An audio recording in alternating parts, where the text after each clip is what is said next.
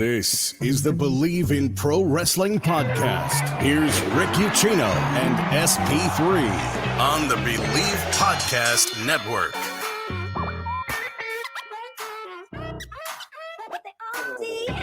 What is going on, everybody? Good Friday morning here on the Believe in Pro Wrestling YouTube channel. SP3 is not here. He's already on his way to Chicago for All Out on Sunday. I will be there, but I will also be in Pittsburgh at Payback because I'm insane. That's why. So as soon as Graham Matthews, my good buddy from Bleacher Report, who is joining me here on the show today, because we're going to break down both of these pay-per-views, as soon as we're done, my happy ass is getting in a car and is driving to Pittsburgh, and then Sunday morning I'll drive to Chicago, and then Monday morning I'll drive back to Cincinnati. Because, Grant, did I mention I'm insane? I'm insane. Why am I doing this? I knew you were insane when you first mentioned it a month ago when I saw you in Detroit, but I totally forgot about it until you mentioned it on Twitter, X, formerly known as Twitter, whatever the hell we're supposed to say now. And I'm like, wow, he's actually going through with it, which is so commendable for two shows that are not massive shows. And we were just talking about it. It's going to be worth it. They're going to be two fun shows. They're not stadium shows. They're not, all in or whatever, but it should be a fun weekend of wrestling. Can't complain too much about that. Yeah, it does feel like, especially for WWE coming off of WrestleMania, at Puerto Rico, then they do London for Money in the Bank, and then it was SummerSlam. It was like, boom, stadium. And Saudi junkets. too. Yeah, all sellouts, press junkets, and media scrums, and this, that, and the other thing. And it's just like, by default, Payback feels like a downgrade. Like, it just, because there's no like real pomp and circumstance, because it's their first, like, and hell, even it might be their first pay-per-view this year where they haven't done a scheduled post-media scrum, because they went from the Royal Rumble to Elimination Chamber in Montreal to Mania to Backlash to Money in the Bank to SummerSlam, and now here we are at Payback. So it's been like a norm, but those have all been huge stadium shows. So again, this feels just like a downgrade. And then here we have All Out coming after All In, 80,000, 81,000 plus people at Wembley, and then here's like, oh, here's half of our show is going to be Ring of Honor. Have fun. It does feel like a downgrade, but I do think these are solid cards, and overall, I think they're going to deliver. Yeah, no, I mean, like you said, it is crazy for WWE because AEW has done those pre and post, media scrums since the get-go. But with WWE, with Puerto Rico, I think it was before. I don't think they did one after. And then the Saudi show too, Night of Champions, they did one before. They didn't do one after for those. Forgot about Night of Champions, yeah. Yeah, and that was a stadium show too. I think it would have been Extreme Rules was the last one where they didn't do any sort of pre or post press show scrum, the one where Bray Wyatt, rest in peace, returned. And I was at that show, and it was an amazing show. But that was like the last average WWE pay-per-view. And even that was a great show. Triple H has had a pretty strong track record of pay-per-view, so I can't complain. But yeah, even that was just a typical arena show, which is what we're getting on Saturday in Pittsburgh. So I'm sure it should be a solid show, like you said, though. Yeah, and it's my first trip to Pittsburgh. So as a Cincinnati guy, I'm a little nervous because all I've done is talk shit about Pittsburgh literally my entire life. So don't get me wrong. Like, I'm not afraid that somebody's going to see me and go, that motherfucker. No, I'm afraid that I'm going to like it there. That's what I'm afraid of. So, it is what it is. But we'll see. I'm going to check it out. I might go play some golf on Friday. We'll see. We'll see how it goes. Or today, I should say. We'll see how it goes. We have 6, potentially 7 matches for WWE Payback that we're going to talk about. And we have 9, potentially 10, maybe even more. Tony Khan's media scrum yesterday, or pre-show, or what do they call it? Call-in, media call-in, whatever the heck they call that thing. Press call, I think is what they call it. Doesn't matter. He talked to us yesterday, and he talked about there could be more matches in the works. Will CM Punk be on this show? Who knows? By the time this airs, maybe something has been figured out. Maybe not. We'll see. Going to have to play it by ear. Just, transparency here. We're recording this on a Thursday afternoon, so maybe something breaks by tonight. Who knows? But TK is hoping to have an update on CM Punk before All In this Sunday. Before we get started with all of our predictions, because like I said, we're going to run down every damn match on both of these shows here. Got to thank our friends over at Bet Online. We would not be here without them. They are your number one source for all of your betting needs. Get the latest odds, lines, and matchup reports for baseball, boxing, golf, Wrestling's up there as well. And oh my God, we're so close. The NFL is right around the corner. They are going to be the place for all of your NFL betting needs this season. They continue to be the fastest and easiest way to place any of your wagers, including live betting and your favorite casino and card games, available right from your smartphone. Or you know what? You can use your mobile device or go to the old-fashioned way on a computer, on the website. Sign up today. Get in on the action. Just use our promo code, no matter how you sign up. That is Believe, BLEAV, for your 50% welcome bonus on your first deposit. Bet online where the game starts. We appreciate you guys tuning in to the show today. We're going to go in chronological order here. So we're going to talk about WWE first, then we'll get to All Out afterwards. Give this video a thumbs up.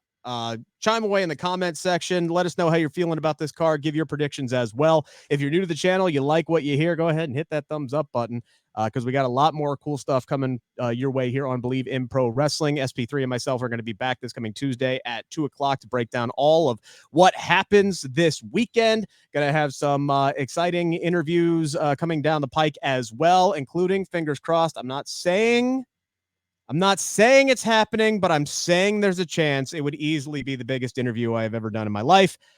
And that's all I'm going to say because I don't want to get people's hopes up. I'm not even trying to get my hopes up, but that's about the littlest tease I can give you right there is fingers crossed. Maybe some cool things are going to be happening in September. Graham, are you ready to rock and roll? I'm ready to rock and roll, sir. All right, here's a match that I feel like we've seen for about 2 months straight now, or at least some iteration of it. Main eventing Monday Night Raw, Kevin Owens, Sami Zayn. You can mix in Cody Rhodes and Seth Rollins. Mix and match the Judgment Day all you want. This seems to be finally here, Graham, the breaking point for all parties involved. Kevin Owens and Sami Zayn are actually defending the tag team titles on a premium live event for the first time since winning them at WrestleMania in the main event, which is insane to me. But they are defending them against Finn Balor and Damian Priest of the Judgment Day. And Rhea Ripley here, Graham, has given them an ultimatum saying, hey, look, every member of Judgment Day is leaving Payback with gold around their waist, which I think may be a precursor for what we see in the main event. We'll get there. But how do you see it's not very often we get the can they coexist with faction mates, but that's exactly what we're getting here is can Damian Priest and Finn Balor coexist long enough to bring the tag titles home to Judgment Day? I'm thinking they don't. I'm thinking they don't take the championships here. I don't think they need to. Owens and Zayn have only, I mean, I say only by, Payback on Saturday. They will have been champions for 5 months. That's hardly a short run. Owens was hurt for a couple of weeks. Before that, though, they had a couple good defenses against the Usos, pretty deadly, Imperium, Judgment Day, even on Raw. Not this iteration of Judgment Day. There's still plenty more for them to do. Them and the Street Profits you can do. Them and New Day. Riddle and McIntyre are a team now. Plenty of teams on Raw and SmackDown they can defend against. I wouldn't have them lose it here. They did defend it in Night of Champions in their defense against Roman and Solo, which wasn't really the central focal point, obviously. It was they won the match, but it was more about Jay and Jimmy turning on Roman on that show. So I keep forgetting about that. I keep forgetting about that show, that pay-per-view. Anyway, yeah, go ahead. I think most people did. But listen, I agree with what you said earlier, though. We've seen so many different versions of Owens, Zayn, Rollins, and Rhodes as well against the Judgment Day since June. I can't complain too much. I echo all those same sentiments. I can't complain too much because all the matches have been good to great. Owens and Zayn, you can say what you will about the momentum that they've kind of lost a little bit. I mean, going for main eventing WrestleMania doesn't get much higher than that, but they're still very over. And I think this will be a great match. I got Owens and Zayn retaining here, and then probably Balor and Priest. The split doesn't happen here, but I see some sort of significant development hopefully happening on Raw on Monday. I just hope that Finn Balor doesn't look like a total doofus because I feel like he's been losing a lot. He has been losing way too much. He should, especially considering what Edge did after WrestleMania, which was a couple of matches and now he might be done.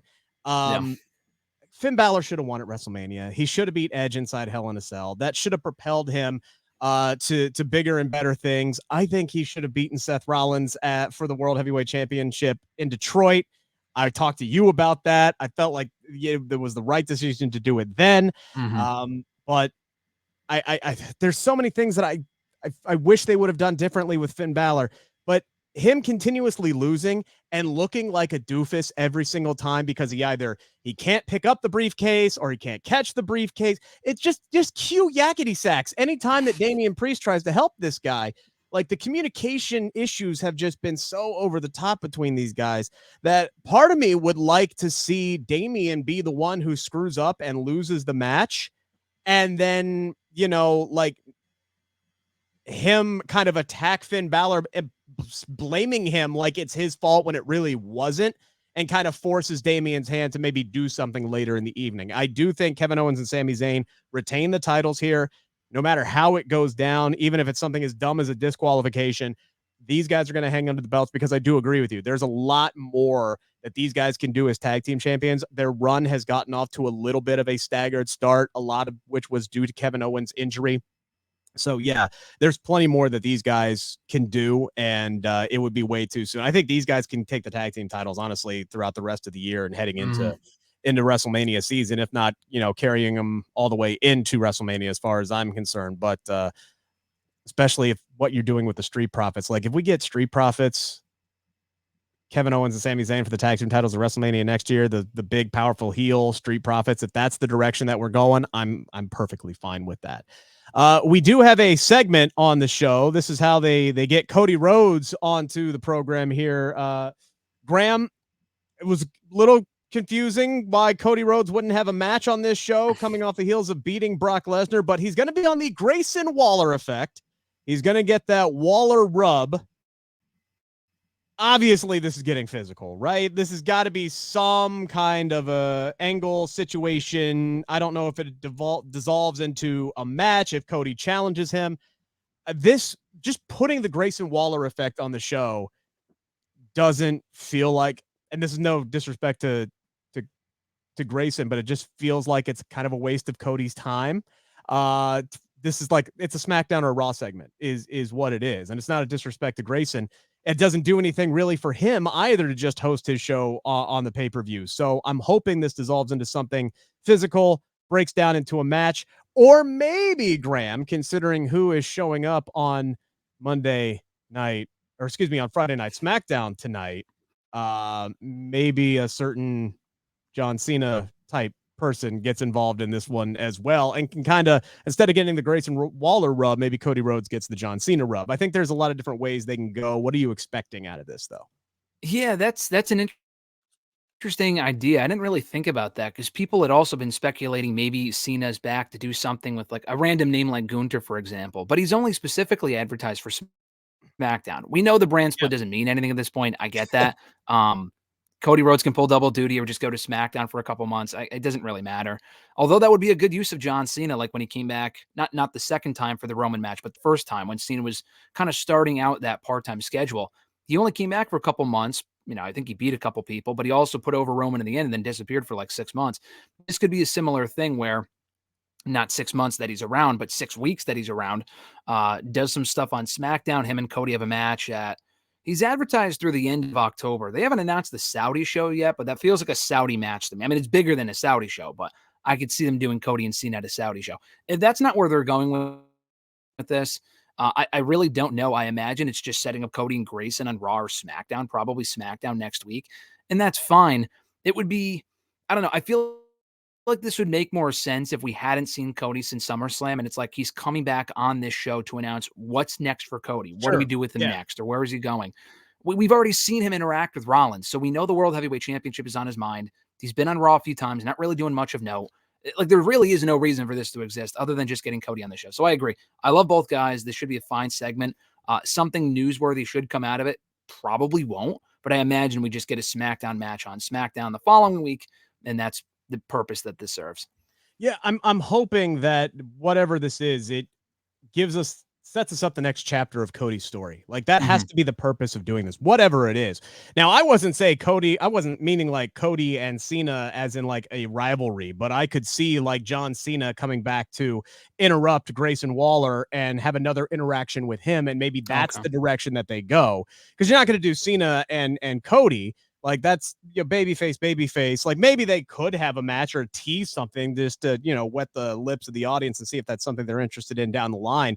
But this, coming back and having Cena work a program with Grayson Waller that's what you do. Cause like that to me is, I mean, I know they just kind of did the same thing with Austin Theory, but I feel like Grayson Waller and John Cena could be a little bit more successful for Grayson. And maybe, just maybe, you could put a bit of a better bow on it if Cena and Theory are able to interact with one another at some point over the next 8 weeks, and John maybe gives him a little bit of a nod or a rub or something to kind of build him back up. Because I still think Theory just has not been able to recover from getting verbally eviscerated by Cena, because he's like, look, even if you beat me at Mania, it does not matter. And it's been a self-fulfilling prophecy. Like, he beat Cena at Mania and it has not mattered. And we'll talk about Austin Theory coming up here in a second, but we don't know what Cody's story is. So if this is to set up Cena and Grayson, that's great. But, I'm not even saying Cena's going to be there, but I'm saying I wouldn't be surprised if he's there to spice things up.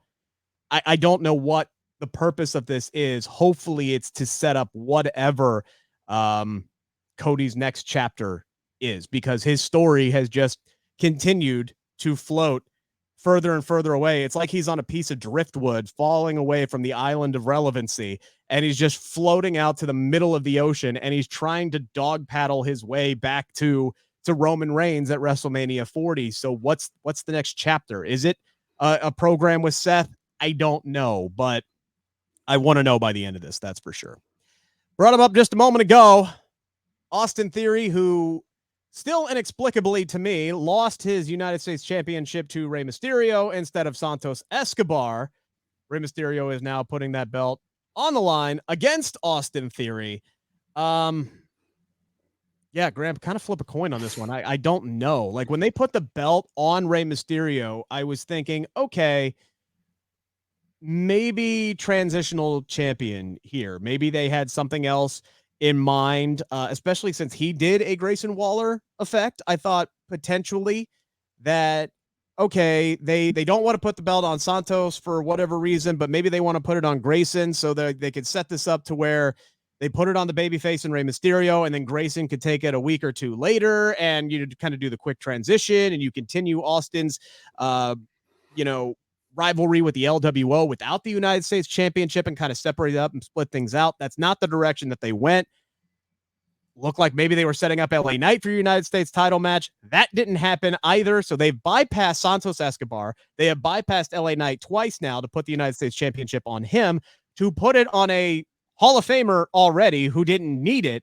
And now he's going up against Austin Theory. I don't know. I genuinely don't know. Either one of these guys could win. And I don't know. Where do you see this one going? I wouldn't be surprised either way. Yeah, no, I think it could go either way. I'm leaning towards Rey. I think Rey will retain. Maybe it's just because I want to see this happen, not because I necessarily think it will. But Austin Theory's got to get the hell away from that championship. I mean, like you said earlier, the aftermath of that Cena match was terrible. And I'm glad you remember that, because WWE, for some reason, because they probably knew it was a dumb line. If you go back and watch the video package for that Theory match at Mania with Cena, they actually took that part away out of the promo. They replayed the entire promo, but they took that part away where he says, if you beat me, or no, he says, if you lose to me, none of this matters.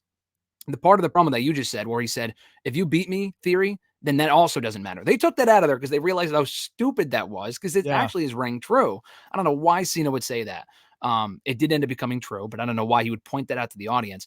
And I think Theory has a lot of potential. He's really struggled since Mania, though.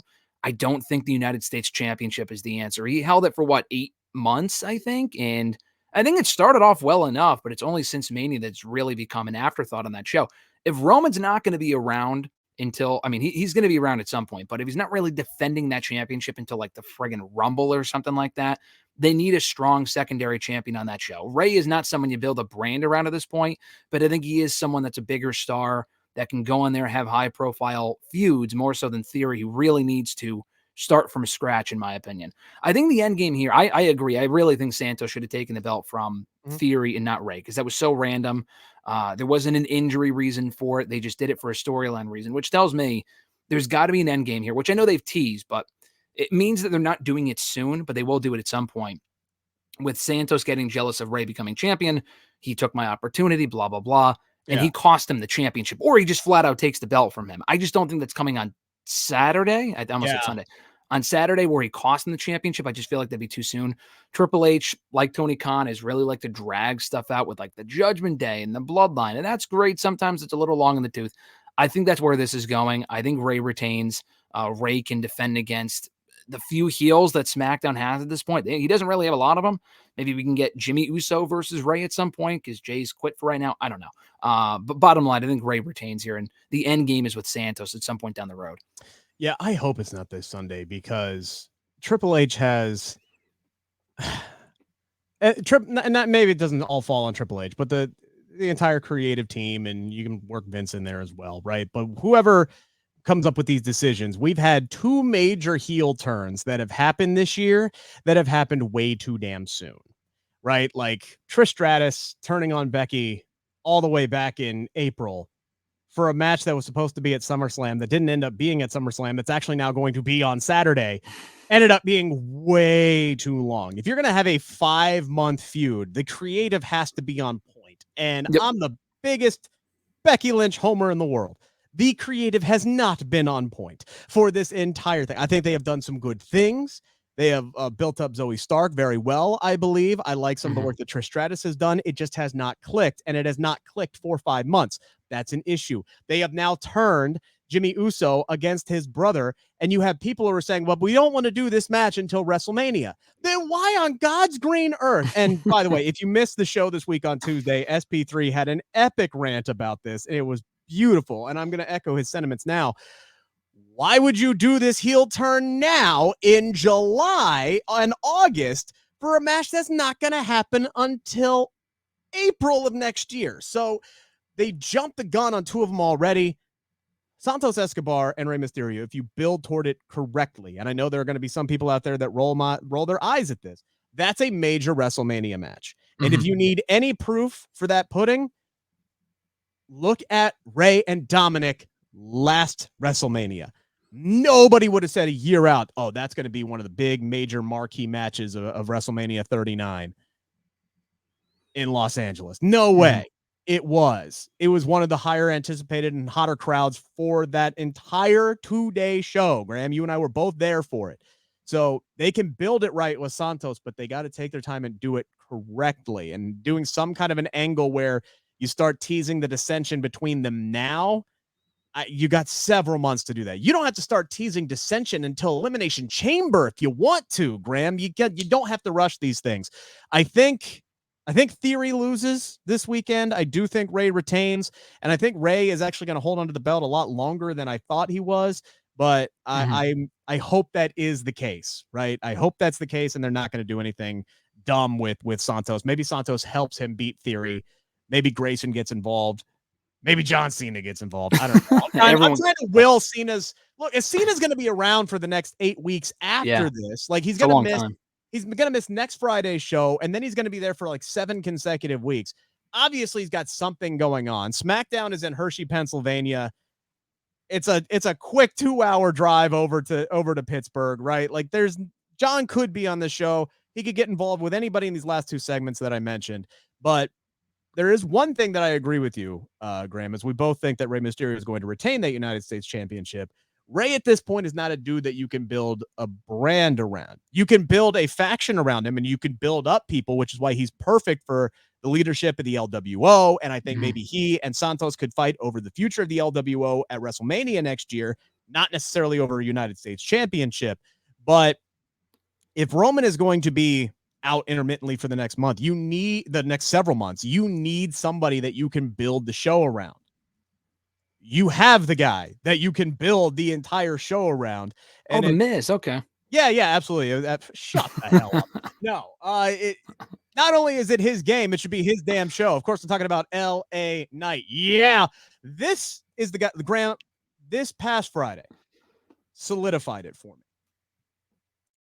Under the most difficult circumstances imaginable, LA Knight went out there and cut the best promo of his entire career, and that is saying something. He blended reality and storyline perfectly. It was beautiful. He gets up there and he gives this great tribute to Bray Wyatt. And, he doesn't go over the top with it. He even says, look, I'm not going to sit here and say we were the best of friends, but this is a guy that I can thank because, and I'm paraphrasing here, obviously, he got me ready for anything. He got me ready for this big stage that I'm now standing upon. And then he transitioned immediately into seamlessly just tearing the Miz down, including a spot-on impersonation, and then closed it off with a tremendous Bray Wyatt tribute, telling him to run at the end, and nailed that impersonation too. I think maybe LA Knight just sounds like everybody. He's just that dude who just literally sounds like everybody who's ever lived. But it was a megastar, pun intended, performance from LA Knight. He proved to me, and not that he needed to prove it to me, but he solidified it for me that this is a guy that they can build the entire show around. This is a guy they can give a championship. They can give anything to him, and he's going to knock it out of the park, and he's going to just deliver on the biggest stages. Like, this is the guy. Like, he's ready. It may have taken him longer than he wanted to. It may have taken him longer than the fans have wanted to, but that was a big test for him. He delivered. He won the main event last Friday. I think he's going to beat the Miz's ass at Payback and then hotshot the damn United States Championship to him as quickly as possible. That's the guy who carries your show. With Roman gone and him holding that the Universal Championship hostage, LA Knight's the guy you built SmackDown around. He just is. He is right now. No, I agree. I think you saying that I agree with all of that makes me, I'm not going to change my prediction, but it almost makes me think Theory could get back the belt just so Knight would beat him. Because I don't think Knight beats Rey Mysterio because Rey's so popular and they probably don't want to put them against each other. But that's such a good point, though, because he is the guy on SmackDown right now with Jay being so popular, but he's not around for God knows how long. We don't know when that's going to wrap. Probably not anytime soon. Yeah. Like you said, probably closer to Mania. Jimmy's probably going to be around. He's coming back on SmackDown tonight, so we know that he's going to be around, but again, he's a heel. You need to build SmackDown around someone, and it's LA Knight. So I'm looking forward to this match. They've actually done a really good job of making me care about something involving The Miz. And again, it is a slight on The Miz, but it's not like him. It's not a him problem. It's how they've used them. I mean, let's be honest here. The way they've used them for probably the better part of the past couple of years has just been abysmal. He's just so, and I say that because I know he's capable of so much more. And to his credit, he has made the most of literally everything he's been involved in. Okay. Trying to put over Dexter Lumis and Logan Paul last year and everything else that he's done since WrestleMania and beyond. He's put 1,000% into everything, but this is a guy that's won one televised match all year. I mean, you can't give him you lost to Snoop Dogg with the worst people's elbow that we've ever seen. We saw it in person. It was awful. I mean, I don't know. I like the feud though. That impersonation on Monday was spot on. Yeah. They did a great job with that. Their back and forth on Raw a week or two prior to that was also great. I mean, the guy lost to friggin' Akira Tozawa the week before. Basically clean. And I love Akira and I love Miz and I love all these people, but I'm just thinking the booking is not great. The booking for Miz is not great. So he should not beat LA Knight unless they want to build to a rematch where Knight gets his win back. I wouldn't even do that. No, don't even send that message. One and done. No, one and done, and then move on and keep him on SmackDown, LA Knight, that is, and start building up some heels for him to work with. I don't know who that is, but maybe Jimmy Uso. I don't know. I always go back to Jimmy because they don't really have a lot of credible heels right now in SmackDown. But regardless, Knight is that guy. I completely agree. That promo we cut during the SmackDown Bray Wyatt tribute last week was amazing.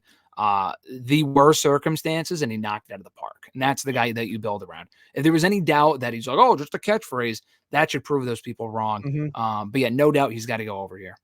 Yeah, I mean, look, they finally gave him a story. They gave him something, right? And, The Miz is always going to be that guy who's going to go out there and he's going to tout his resume, and he should because he's got a fantastic resume. He's going to be a Hall of Famer one day. There's no doubt about that. And his talent is always going to exceed his credibility in the eyes of a lot of wrestling fans, right? And unjustifiably so, right? Like, he does not get the respect that he deserves. But the way WWE books him, he's basically like the new babyface starter kit. Like, oh, hey, here's somebody's up on the main roster now. We need to give him a story. We need to give him a few. Hey, Miz, come over here. We want you to work with our new guy. Hey, Miz, we want you to come over here and work with our new guy. Hey, Miz, we want you to come over here and work with our new. It's like every single damn person works with the Miz. But the problem is they elongate it. They stretch it out. This has got to be one and done. This is an easy win for LA Knight because like LA, because he's not won a ton either. Like he just lost to Austin Theory. Granted, it was bullshit, but he just lost to Austin Theory. Yeah. So he needs another win. Miz at this point losing to LA Knight does nothing for him.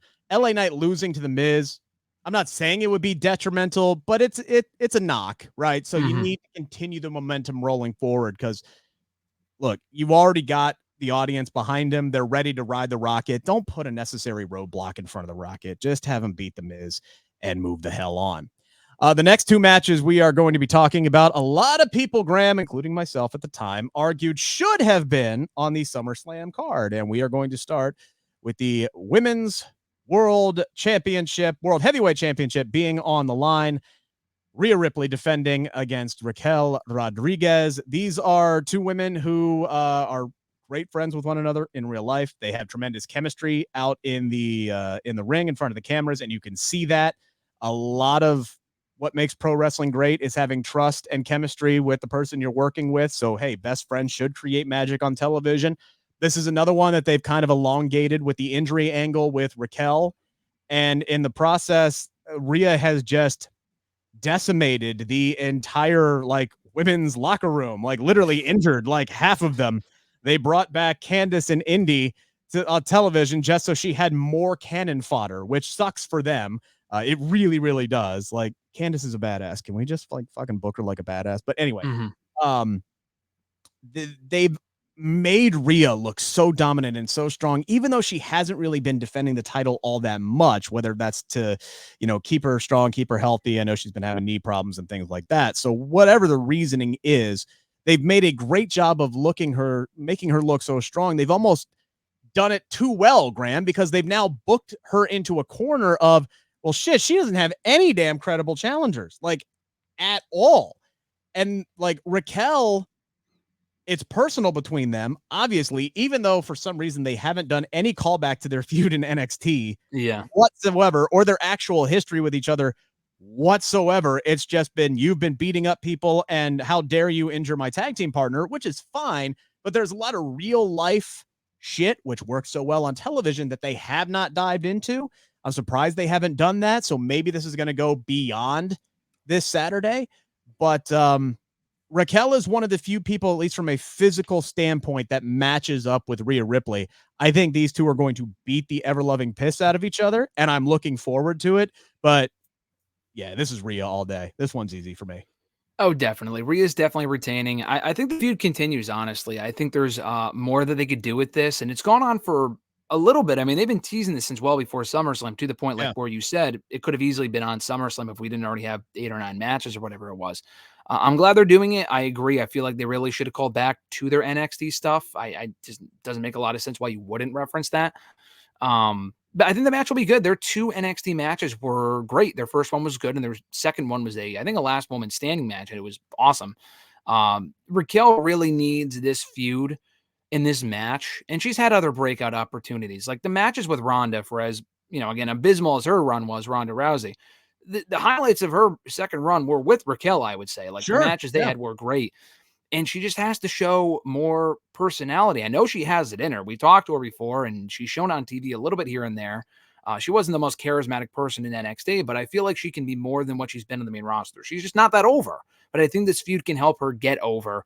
The alliance with Liv helped, and now being on her own, it's swimming with the sharks time, and she needs to prove that she's worthy of this push. And I think she is, but she needs to prove to the people that aren't really aware and familiar with her that she is, even in defeat. So I don't think she takes the belt here. I think it's pretty obvious that where we're going with this, whether it be at Mania or sometime before then, they're going to do Rhea and Becky. I don't know if they're going to even wait till Mania. They can't. I don't know what Becky does between now and then if it does not involve the championship. So all that to say, Rhea retains here. Maybe there's a non-finish and we get a rematch at Fastlane, another dumb pay-per-view name. But I don't think this is it, but I do think Rhea retains. So I think part of it, again, with Raquel and regards to getting over, I think a lot of that is not her fault. I agree. I mean, most of it, like she comes up, she's this big, powerful, strong, badass. And it's like the creative team was like, oh, you have a pretty smile. Make sure you go out there and smile for the folks. Like that feels like that's what she was instructed to do.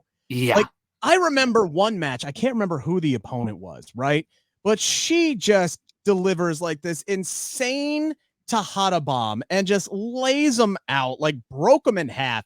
And she goes for the cover and she just instinctively, because that's what you do after you just obliterate your opponent, you've got this fucking scowl on your face, like, goddamn right, I just did that. And then as the 3 counts going on, like they're like halfway between the 2 and the arm going up, she like, oh wait, I'm supposed to smile. And she looks all happy and pleased with herself. And I'm like, what the fuck are we doing? Get out of this woman's head with this shit. Yeah. So I feel like she's being another one. And again, this is just an outsider's perspective. I agree. I can't stress this enough as just watching it. I don't know this for sure, but I just feel like she's had different people kind of getting in her head with the, well, make sure you smile and you're a baby face and you need to be happy and you're doing all this stuff instead of just instinctively letting her go out there and be herself. I'm hoping she'll be comfortable with Rhea. She can go out there. She can be herself. She's still smiling coming down to the ring. I don't want to see her smile coming down to the ring on Saturday. She has been begging to get her hands on Rhea Ripley. Like, give me an Eddie Kingston style march down to the ring. Like, fuck my damn entrance music. Fuck all this shit. I'm ready to whoop some ass. That's what I want to see out of Raquel Rodriguez on Saturday. And I think that will help get her over so much more. In fact, I would hope that maybe this even leads to them a heel turn finally. And you put Rhea and Raquel together if the Judgment Day does ultimately dissolve. That's a tag team that could really help solidify the tag team division as well. So yeah, I think this match is going to be great. Potential to be the match of the night, honestly, on Payback, as well as I know that these two can work with one another. And yeah, this is Raquel's big moment, but it's going to be Rhea who's going to win. There's no question about it. Definitely. Finally, I say, Graham, the GOAT versus the GOAT, Battle of Generations, the match that everybody was pissed off got pulled from SummerSlam. Triple H can say what he wants. We know this match was supposed to take place at SummerSlam, but they never announced it. So technically it didn't get cut, Graham, technically. But a lot was made about this. Hell, Becky Lynch now has a fucking shirt because of this, with the whole lemons to lemonade thing. And yeah, I was a homer and I ordered one and it's on back order. And that's how successful that this whole thing has become for her. It's like making the lemonade and the lemons and the lemonade thing. And now they've set up this cage match. I already talked about it earlier. Like, this is just a feud that on paper had everything to be successful. And unfortunately, it just has not clicked. Becky is great. Trish is great. They truly are two of the best of their generations and two of the best women's performers of all time. But just because you're a good dancer and this other person is a good dancer does not mean that you can dance well together. And I think that has been the issue. If you look at Becky working with Zoe, holy shit, those have been great matches. Yep. This past Monday, that Falls Count Anywhere match was spectacular. And now I'm like, okay, this feud is on an upward trajectory now. Like, their last few promo exchanges, even though I thought some of the lines were good, and I think Becky's one of the best on the mic, they've fallen flat with the crowd because they're over it. Like, even Trish doing an interview said this has been going on for too long now. Like, everybody's kind of over it and they want it to be done. But I think Becky and Trish are going to be motivated to finally have like that good match that great match that they haven't had yet. It was good, but not great at Night of Champions. It was good, but not great on Monday Night Raw when it ended in Canada, when it ended in the count out, right? There were some moments where you're just going, oh, they're just not vibing with one another. I think they're going to be motivated to make this work. And in a cage match, man, look, there's so much extra pomp and circumstance, and Zoe can get involved as well. I think this is a good piece to add here for these two to finally go out there, deliver, and hopefully end this feud on a very, very high note, which is going to make people in about 5 years completely misremember it and go, remember how great that Becky Lynch and Trish Stratus feud was? Because, Graham, the only thing they remember is how it ended. Yeah. That's how a lot of these feuds work. They remember how they end, but they forget the 5 months leading up to it where there were a lot of not so great promo exchanges and matches that were underwhelming. No, I completely agree. I just feel like there's a couple different issues, but specifically, I just feel like they just don't have chemistry, or at least great chemistry. Yeah. I think them being motivated, like you said, will push them to have a very good match on Saturday. The steel cage should help. Hopefully, I mean, not that steel cages have completely prevented outside interference in the past, and if anything, it invites interference. But Zoe kind of seemed like decisively, factored out of the equation with that match on Monday. Maybe Becky wins and Zoe beats up Trish afterward to kind of get something. I mean, she has gotten a lot out of this. I agree. I think it's kind of lost in this whole thing. I feel like she's benefited more than Becky or Trish. I mean, not that they For sure. really need to she's benefit. the winner Their of the names whole are, feud. 100%. I mean, she's lost to Becky the last couple of times, but she main evented Monday Night Raw. I think she's been the best call up they've had from NXT. Probably not, the craziest thing to say, not the boldest opinion, because like some of those people, like Indy's barely on Raw, Indus barely on Raw, Odyssey Jones, I think I saw him in the back of a milk carton. I mean, you just don't see these people. But I mean, Zoe Stark, they've handled exceptionally well. I think the match will be good. I think Becky wins. We can finally move on from this. And I also want this to be known too. I hope this doesn't scare WWE from thinking, first of all, that we complain about everything, but second of all, that, myself included, but a lot of people have been clamoring for more non-title women's programs. Yes. And we've gotten it with this. We got it with Becky and Bayley. I just don't think either of those feuds were good, but it's not because they weren't over a championship. It's because both of them, specifically this one, has lasted for 5 friggin' months. It should have ended months ago. If not at SummerSlam when it was supposed to end. Like you said, they're not going to say that, but that was definitely the end game originally. They have not been bad feuds, and it's not a Becky problem. It has to do with the creative, honestly. Like the matches have even been good. It's more about trimming these feuds down, not making them 4 or 5 months, also not making them a month. But, I don't want them to think, because it didn't work with Becky, it won't work with Charlotte, so we'll never put Charlotte in a non-title feud. Like, no, like we can do this more often. You just got to do a better job of it. You got to take the bad with the good and whatever. It has been nice to see Becky out of the title picture for a while. It's inevitable that we see her go back after Rhea for that championship. I just don't know when that is. But I think it starts her climb back up the roster with the win on Saturday against Trish Stratus. Yeah, she beats Trish. Zoe's going to get involved in some way, shape, or form. I don't know if they split Zoe and Trish after this, because I don't know the validity of this rumor. I saw something about it online. Maybe Trish might be next up for Rhea. Interesting. Yeah, which would be interesting. So regardless of that, I still think that Becky wins. She finally gets her win. That's what makes the most sense, because if Becky loses again, especially by some bullshit, then this ain't over, and this needs to be over. It needed to be over at SummerSlam, and honestly, probably needed to be over before SummerSlam, if we're being completely honest. So, look, Graham, I think the problem is that they just don't know how to write for women. They have a creative team that just does not know what female conflicts are between one another and how to set things up. And that's the biggest issue. And I'm not even saying that I could do better. I say defer to your talent, because if you look at, do you know what their best non-title women's feud has been in the last year, Graham? It was Ronda Rousey and Shayna Baszler. And it was all brought together with that one great promo package. Oh, right before, yeah. Yeah, right before the 2 interviews. You want to know why that was so good? I asked Shayna Baszler about it at the SummerSlam press junket. It's because they just sat down and Ronda and Shayna answered questions truthfully. And they were asked questions. They weren't given directions about, what their answers should be, or given lines about what they should say. They just went out there and they answered questions in a format they were comfortable with and told their story. That's why it was so good. Defer to your damn talent. Like, if they had just said, hey, Becky and Bayley, you guys are going to be feuding with one another, go have fun. Yeah. Guarantee you it would have been 10 million times better than what we got. Guaranteed. It would have been 10 million times better. So Becky wins. I think Becky is moving on to a championship, but it's not going to be Rhea just yet. I think she's going to fight Tiffany Stratton for the NXT title, and she's finally going to win that.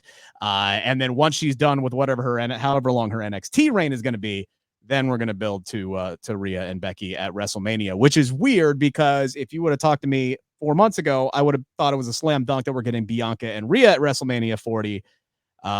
But now I look like I got to put my foot in my mouth for a number of episodes that I talked about how that match is going to be so much bigger next year. That's why they skipped it this year. So I don't know, but I think that's where we're ultimately going to end up going. Our main event, or at least it should be the main event, because I don't know if they've announced the main event yet. It is for the World Heavyweight Championship. Seth freaking Rollins, the Visionary, the Revolutionary, against Shinsuke Nakamura. Graham, if you would have told me a month ago that this was going to be the match at Payback, I would have been like, "Oh, okay, cool. So who's Seth defending against at Fastlane?" Like I would have and I wouldn't have said it so passively, but I would have been like, "Oh, sweet. So they're going to give Shinsuke versus Seth. That's going to be cool for a month. That's going to be awesome. That's going to be a good match. But Seth will win, and let's move on." But the way that they have presented Shinsuke Nakamura over the last few weeks now, I'm sitting here wondering, like, why did it take y'all this long? Like, did somebody just finally watch a Tarantino flick and realize that this is the best way to introduce somebody like this? Like, to take somebody of that culture and make it translate and work for United States television is to just put him on there, let him cut these sinister ass promos in his own language, and then just subtitle the hell out of it. Yeah. Like, how hard was, like, if they would have just done that from the get-go, Shinsuke Nakamura would have been like the most over heel. He'd be a multi-time world champion at this point. Like, he would have been undeniable at this. Now they're doing it. And now they've set up this story where he is so sinister, such a badass, where he's promising to just break Seth Rollins, that I feel like they have to have him follow through on that. Because if he doesn't follow through on it, well, then it's dead in the water, because he's a guy who talks a lot of shit but doesn't back it up. This is a guy who has a lot of legs, and I think he needs to beat Rollins. He needs to beat Rollins. He needs to break Rollins, follow through on his promise, and then you can start. And I brought this analogy up several times with this comparison. You start the Dark Knight Rises story with Seth Rollins, where he takes a few months off and then he reemerges after healing up his back, and he wins the United World Heavyweight Championship back heading into WrestleMania, and gets his big match at WrestleMania next year. That's where I think they need to go. Do they actually do it, Graham? Do they put the title finally on Shinsuke Nakamura now that they've figured out how to present him effectively as a heel? I don't think so at all. I don't think he's going to win whatsoever. But that being said, though, I completely agree with you in the sense that they've done a great job of building him up with the vignettes. I don't know. Maybe I'm just putting on rose-colored glasses here. I feel like they've done a lot more of the vignette stuff since Triple H took over last year. Obviously, Vince is involved. We know that. But I feel like even with Karrion Kross, and it hasn't exactly worked, but with a lot of people, we're getting more vignettes. I forgot to mention it with the Raquel match. We got a Raquel sit-down vignette on this show with her just talking about just destroying people and how she wants to destroy Rhea Ripley. We need more of that for everyone. Maybe not every single person, but with Nakamura, the presentation specifically has been perfect in the last couple of weeks. I love the Dark Knight Rises comparison. I just recently rewatched that movie. So that one, I loved it when you said that, because I'm like, that makes a lot of sense. Yeah. I feel like, I don't know who said it, so I'm not going to say I came up with this myself, but I had seen someone post or tweet a couple of weeks ago that I could see them taking this little back thing for Rollins, and it's not exclusive to the Nakamura story. He beats Nakamura, and he beats whoever, like maybe he faces Cody at some point soon, and he beats Cody. And it's like the Orange Cassidy thing that we're seeing right now, where he keeps winning, but it's taking its toll on him. And it's going to come to a point, which we'll get to Cassidy a little bit later on, he's going to lose. And all the punishment he's endured is going to culminate in a big moment. I feel like this is such a great story, because Rollins, that's a real thing. He mentioned that in an interview, unless he was working everyone, but it sounds like it's a real thing. I would drag this out even further. I would break him down like a little bit further down the road. And I think you could do that. The story that you can tell is with Gunter, specifically the power bomb. If he hits that thing, he is finished. Nakamura doesn't, he could beat the crap out of Rollins. He doesn't have one move that's going to cause Rollins to land on his back. Gunter does. And I could see them doing that at WrestleMania. That's assuming they do it at Mania. I've seen people say Gunter and Brock, who knows? But yeah, that's what I would do. I mean, if Nakamura wins, it's kind of like the Finn Balor thing that you said at SummerSlam, where I don't think he's going to win, but it would be cool. I mean, we've seen Finn Balor as world champion, albeit for 24 hours. We've never seen Nakamura as a world champion in this company, aside from NXT, obviously. We saw him as world champion in Japan, never on the main roster. He's won Rumbles. It would be awesome. And even if he wins it for a month, I mean, I feel like that'd be cool. Yeah, sure. And, so I think Nakamura is going to lose here. I think they've done a great job, more than I thought they would have, building this up. But I would not be opposed to what you said if they put the belt on Nakamura for a little while and really ran with the Dark Knight Rises story. Yeah. So, as great of a moment as I think it would be, and as great of a heel character as I think this would be as a world champion, and I want to see it, I have to defer to my main man SP3 and ask his famous question of, okay, then what next? Right? Because now you have put the title on a heel character. You have the Money in the Bank briefcase holder who is a heel, potentially, unless there's that split with Judgment Day and they kick him out, and then Damian Priest becomes a babyface, and you kind of elongate that, and maybe he cashes in a little bit later. So again, it's not my job to come up with what's next. So maybe they have something in mind for what's next. But what makes sense the most to me, and again, this is something that SP3 brought up on the show, and this is what I think is going to happen. I think Seth Rollins is going to beat Shinsuke Nakamura in the main event on Saturday night, because Shinsuke Nakamura in his vignette said that he didn't promise to take the title from Seth. Like, maybe he did, like, at the last little bit, but the biggest promise that he said was he was going to break Seth Rollins. He was going to be the reason why his wife had to help him get out of bed in the morning. He was going to be the reason why so many years down the line, Seth is not going to be able to walk Rue down the aisle. Like some sinister shit Nakamura said in that promo. Seth is going to win the match, and then Nakamura is going to break him.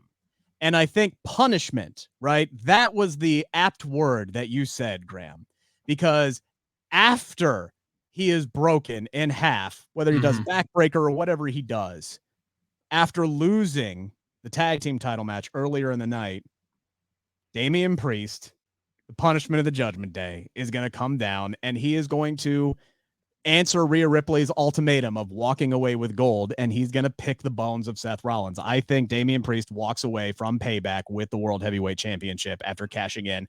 Nakamura breaks him, but Damian Priest gets the gold. I think that's how it ends up on Saturday. It's a bold opinion. Listen, I first of all, I really want to see Damian win the title, whether it be this weekend or another point. We cannot go through another year of an unsuccessful cash-in for the men, or I just feel like for the better part of the past 5 years, it's been stupid. It's been poorly handled. I mean, Big E won and cashed in, which was great. Yeah. But like the Brock thing was lame. The Corbin one didn't cash in successfully. He didn't cash in successfully. There's been a couple of them. Theory, we know, and a few others. It just hasn't really been great. And I feel like they kind of need to make that men's Money in the Bank briefcase mean something again by having them cash in successfully. I don't want to see him lose the briefcase to Cody, who can then go on to Mania to use it on Roman, and none of that.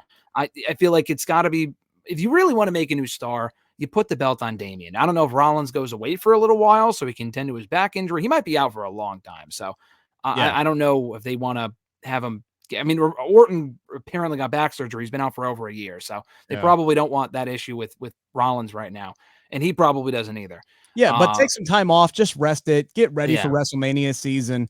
You know, he says he wants to ride it until the wheels fall off. Well, you can help elongate that by making sure you take some time off. But it's hard to do because he's at the top of his damn game right now. He's as good as he's ever been. He's as over as he's ever been. And he's in the middle of a world heavyweight title run. So it's difficult to drop everything and do what's best for yourself, maybe your career for the long run and your family. But then again, you know, Seth has to look at what Becky did when she walked away at the top of her game. Now, granted, she had a pandemic at the same time, so maybe it was a little easier of a decision. You know, for it is like, fuck it, no, we're not going to be around. You know, fans aren't going to be around for a year and a half anyway. So, yeah, man, I think it just makes a ton of sense to put the title on Damian. And then on Monday Night Raw, you can do this great angle where Damian comes out and the Judgment Day are doing their whole celebration of Damian for winning the World Heavyweight Championship. But then they do the Triple H Evolution turn on Randy Orton, because like I said at the beginning, I predict that Damian Priest costs Finn Balor and Judgment Day the tag team titles, whether it be on purpose or not, accidentally, but it's his fault. And then he lays out Finn Balor, and, you know, there's still some contention there. Judgment Day circles, gathers, and goes, hey, look, yeah, he won the world title. Good on him, but he ain't with us. He's for himself. They lay Damian out. You initiate JD McDonough into the group. So now he takes his spot. Damian's open to be your babyface world title holder, and you can continue the feud with him and Judgment Day moving forward. So I think that's the direction that they should go, and that's what makes the most sense to me from a storyline standpoint. Do they go that way? I don't know. I'm typically wrong, Graham, but we'll see what they come up with. So that is Payback this Saturday. And don't worry, guys. We only have 10 more matches to get through here because we have All Out on pay-per-view and Fight TV on Sunday. And things are actually going to get started Saturday night because, oh boy, Graham, I don't know how many people are going to be watching because when Collision went head-to-head with SummerSlam, they did not do too well. They didn't do as bad as I thought they would do, but they didn't do too well. We have like 3 title matches. Yeah. Yeah. We have an angle that is being filmed this live on Collision. Ricky Starks is challenging Steamboat to a match at All Out Saturday, September 2nd. So this is when this is actually like taking place. So I can see like where the confusion is with the graphic, but the match would supposedly take place on Sunday is what I'm reading that because it says at All Out. So Saturday the 2nd, he's going to challenge Ricky the Dragon Steamboat to a match for All Out on Sunday, September 3rd, if everybody's now on the same page. And this is all stemming from the fact that we don't know if CM Punk, at least at this time, which it's 4:12 p.m. Eastern Standard Time on Thursday, August 31st is when we're recording this. We don't know what the status of CM Punk is. And Tony Khan was asked about that on his conference call with the media today.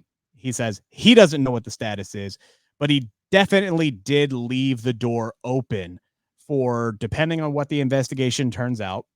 He did say they have video from all the Wembley cameras of the incident. They're looking into everything. He definitely did leave the door open for Punk competing in Chicago, which I know a lot of fans want to see, or maybe not after this latest instance, because I'm expecting on Wednesday on Dynamite to get a whole lot of CM Punk chants, and we didn't get a whole lot of CM Punk chants. In fact, we got none.